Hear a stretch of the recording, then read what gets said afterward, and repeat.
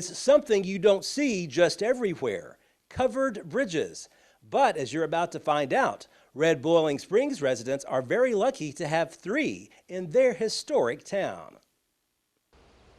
When you visit downtown Red Boiling Springs, it doesn't take long to see them. 2 covered driving bridges are still part of this town's history. City officials covered the bridges after the deadly 1969 flood that hit the small Macon County town. I think that to give it a historic look, back in 1969, still there were a lot of people who, they knew the history. They had lived the history. A lot of the older ones had lived the history of the town. And so that was just something that went with the flow of what they remembered and what they felt we had lost in the flood, because we lost so many historic properties and stuff that just got washed downstream. There is also a covered walking bridge in front of the Donahoe Hotel.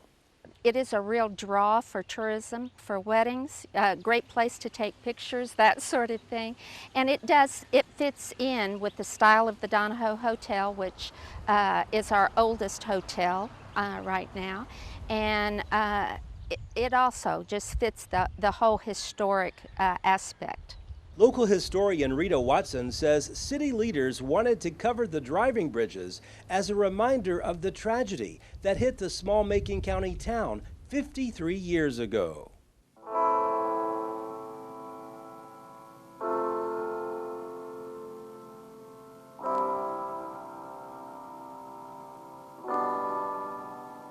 It had rained for several days, and so the ground was just saturated with water.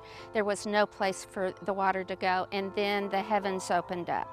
And so at that time, we didn't have any watershed dams in place. And down through the middle of town, there's like, if I can count them, there's at least 4, maybe 5 different creeks that all come together down through town. And the water was so strong and so sudden that it literally moved buildings off their foundation. It washed cars down the creek. The bridges, the bridges that we had went. It tore up the asphalt downtown. It was just massive destruction. And in that whole process, 2 little girls, the Bilbrey girls, lost their lives. And the Bilbrey Park downtown is named for them. So it was a sad day all around. It wasn't just an economic destruction. It wasn't just that we lost a lot of historic property in that flood, but we also lost 2 young lives. Today, there are probably a lot of people who don't know about the 1969 flood or Red Boiling Springs' heyday a century ago. People who visit here just to see the covered bridges might even take in a history lesson of the town's past while here. There are people who actually drive around the countryside looking for covered bridges. And so, like you said, we're up online, and pictures of the bridges are up online. And so people come, they want to drive them, they want to walk them, they want to take their own pictures, because it's something left over from a bygone year, and people still like that sort of thing. So they are a tourism draw for the town, and our hotels like that. It's just a neat little thing we've got going, you know. There's not many covered bridges in the U.S. anyway, and the older ones are falling apart, and people are deciding not to keep them up. But fortunately, Red Boiling Springs has decided to keep its covered bridges. It's a little newer history, but the older I get, the more historic they are.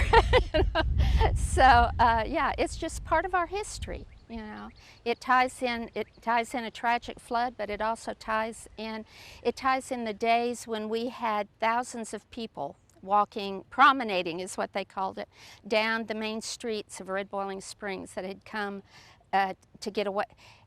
People will not believe this, but back in the 20s and 30s, we were cooler here. We had more trees, less pavement, the water table was higher.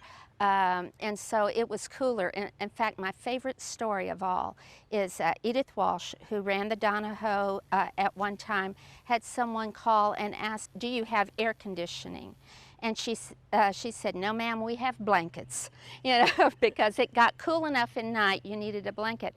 That doesn't happen so much anymore, but that's what people were drawn to is the atmosphere, the mineral water, the cooler nights. It was a great summer getaway place.